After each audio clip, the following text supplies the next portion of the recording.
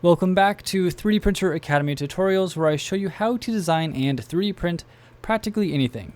In this lesson, I'll show you how to design double helical gears. So these are two double helical gears and they make a 2-to-1 gear ratio. And if I turn on my spur gears, you'll see the difference. The spur gear just has a straight gear tooth like this, and the double helical gears have kind of a chevron shape like so. One of the main benefits of these types of gears are they self-align and they run smooth and quiet. So to design a double helical gear, we don't go to the usual utilities tab, add-ins, and where we create a spur gear. We don't do that. What we do is you need to go over to the internet, go to apps.autodesk.com, and we need to install a third-party app / plugin, and it's called GF Gear Generator. So I'll search GF Gear, and you'll need to download GF Gear Generator right here. And you see 12 5-star reviews, and it's free. It's really great, and it allows you to do more specialty type gears like the double helical or even just a regular helical gear. So once you have that installed and you follow all the instructions for that, head over here to utilities, and this here should show up. Click the drop down and go to simple double helical or simple/double helical gear. And then here we'll set the settings for our gear.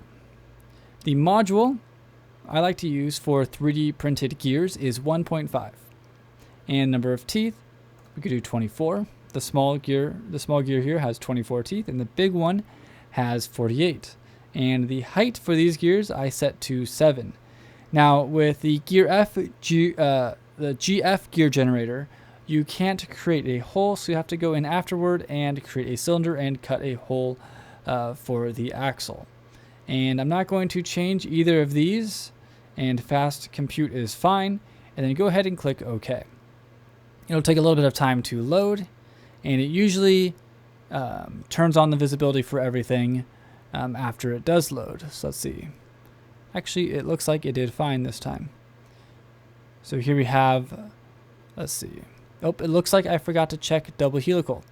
So I just created a basic helical gear. So let me do it again. Oh, not spur gear. Cancel. Simple double helical. Make sure you check the checkbox for double helical, of course, if you want to create a double helical gear. Once again, 1.5. Let's do 24. And set the height to 7. Go ahead and click OK. And now you'll see it does a bunch of loading and stuff. Still loading. It always, for some reason, mine pops up with this error. I just click OK.